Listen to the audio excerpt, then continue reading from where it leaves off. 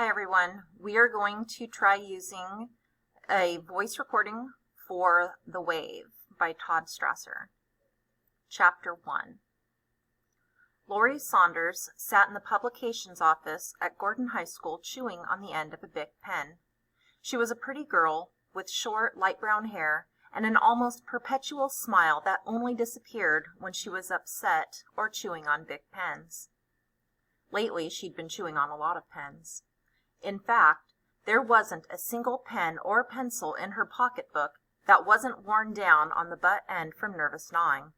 Still, it beat smoking. Lori looked around the small office, a room filled with desks, typewriters, and light tables.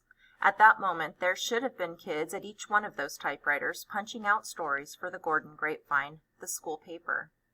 The art and layout staff should have been working at the light tables laying out the next issue. But instead, the room was empty except for Lori. The problem was that it was a beautiful day outside. Lori felt the plastic tube of the pen crack. Her mother had warned her once that someday she would chew on a pen until it splintered and a long plastic shard would lodge in her throat and she would choke to death on it. Only her mother could have come up with that, Lori thought with a sigh. She looked up at the clock on a wall. Only a few minutes were left in the period anyway. There was no rule that said anyone had to work in the publications office during their free periods. But they all knew that the next edition of the Grapevine was due out next week. Couldn't they give up their frisbees and cigarettes and suntans for just a few days in order to get an issue of the paper out on time? Lori put her pen back in her pocketbook and started to gather up her notebooks for the next period. It was hopeless. For the 3 years she'd been on staff, the Grapevine had always been late. And now that she was the editor-in-chief, it made no difference. The paper would be done when everyone got around to doing it. Pulling the door of the publications office closed behind her, Lori stepped out into the hall. It was practically empty now. The bell to change classes had not yet rung, and there were only a few students around. Lori walked down a few doors, stopped outside a classroom, and peered through the window. Inside, her best friend, Amy Smith, a petite girl with thick, curly Goldilocks hair, was trying to endure the final moments of Mr. Gabondi's French class. Lori had taken French with Mr. Gabondi the year before, and it had been one of the most excruciatingly boring experiences of her life. Mr. Gabondi was a short, dark, heavy-set man who always seemed to be sweating, even on the coldest winter days. When he taught, he spoke in a dull monotone that could easily put the brightest student to sleep, and even though the course he taught was not difficult, Lori recalled how hard it had been to pay enough attention to get an A. Now, watching her friends struggle to stay interested, Lori decided she needed some cheering up. So, positioning herself outside the door, where Amy could see her, but Gabondi could not, Lori crossed her eyes and made an idiotic face. Amy reacted by putting her hand over her mouth to keep from laughing. Lori made another face, and Amy tried not to look, but she couldn't help turning back to see what her friend was doing next. Then Lori did her famous fish face. She pushed her ears out, crossed her eyes, and puckered her lips. Amy was trying so hard not to laugh that tears started to roll down her cheeks. Lori knew she shouldn't make any more faces. Watching Amy was too funny. Anything could make her laugh. If Lori did any more, Amy would probably fall out of her sleep and roll into the aisle between the desks. But Lori couldn't resist. Turning her back to the door to create some suspense, she screwed up her mouth and eyes and then spun around. Standing at the door was a very angry Mr. Gabondi. Behind him, Amy and the rest of her class were in hysterics. Behind him, Amy... Darn. Lori's jaw dropped. But before Gabandi could reprimand her, the bell rang and his class was suddenly spilling out into the hall around him. Amy came out holding her sides in pain from laughing so hard. As Mr. Gabandi glared at them, the two girls went off arm in arm toward their next class, too out of breath to laugh any more. In the classroom where he taught history, Ben Ross crouched over a film projector trying to thread a film through the complex maze of rollers and lenses. This was his fourth attempt, and he still hadn't gotten it right. Frustrated, Ben ran his fingers through his wavy brown hair. All his life he had been befuddled by machinery, film projectors, cars, even the self-service pump at the local gas station drove him bananas. He had never been able to figure out why he was so inept in that way. And so when it came to anything mechanical, he left it to Christy, his wife.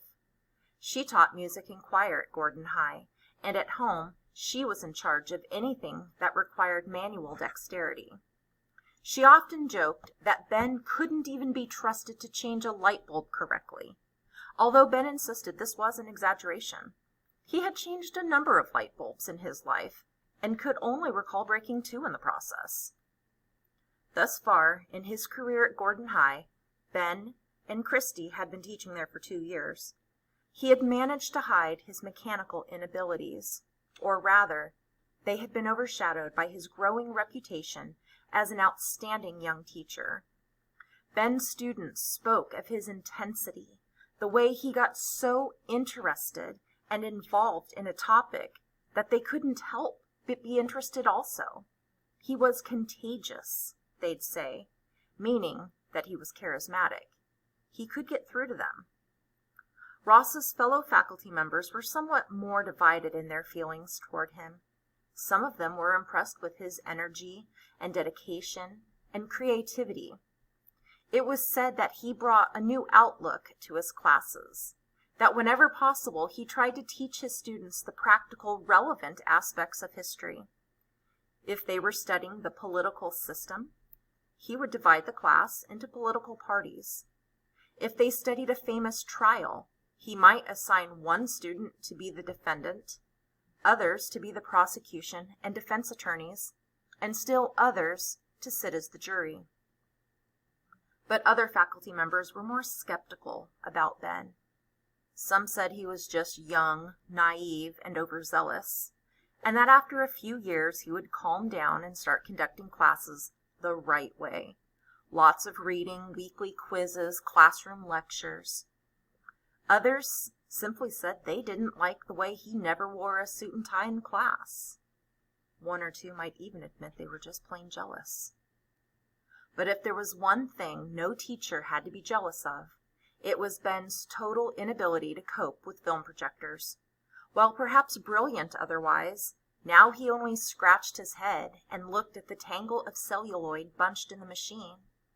In just a few minutes, his senior history class would arrive, and he had been looking forward to showing them this film for weeks.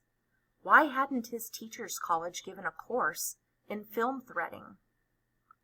Ross rolled the film back into its spool and left it unthreaded.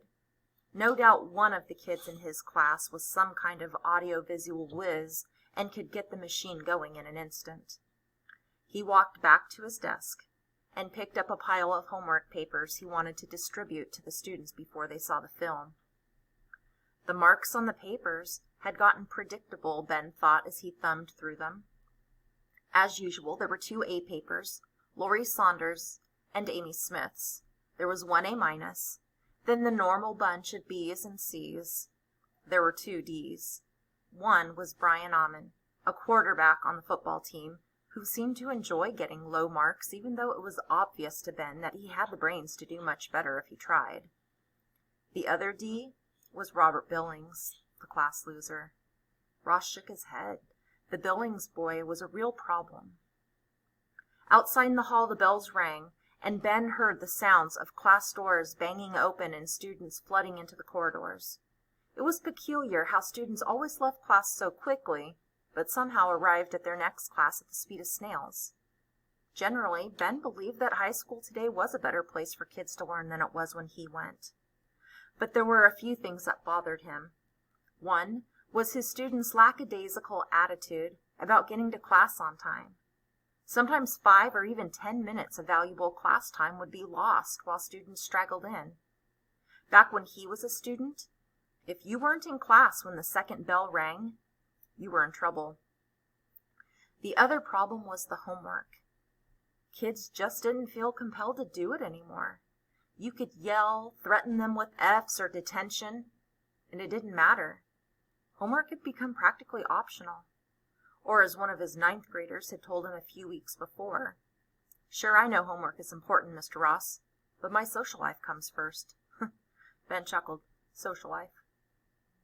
Students were starting to enter the classroom now. Ross spotted David Collins, a tall, good-looking boy who was a running back on the football team. He was also Laurie Saunders' boyfriend. "David," Ross said, "do you think you could get that film projector set up?" "Sure thing," David replied. As Ross watched, David kneeled beside the projector and went to work nimbly. In just a few seconds he had it threaded. Ben smiled and thanked him. Robert Billings trudged into the room. He was a heavy boy with shirt tails perpetually hanging out and his hair always a mess, as if he never bothered to comb it after getting out of bed in the morning.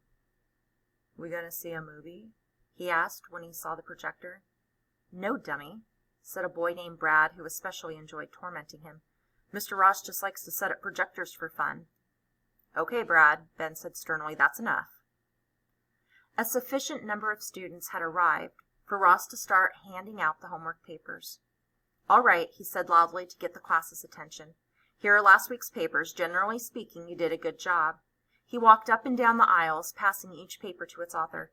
"But I'm warning you again, these papers are getting much too sloppy." He stopped and held one up for the class to see. "Look at this. Is it really necessary to doodle in the margins of a homework paper?" The class tittered. "Whose is it?" someone asked. "None of your business." Ben shuffled the papers in his hand and kept handing them out. "From now on, I'm going to start lowering grades on any papers that are really sloppy. If you've made a lot of changes or mistakes on a paper, make a new, neat copy before you hand it in.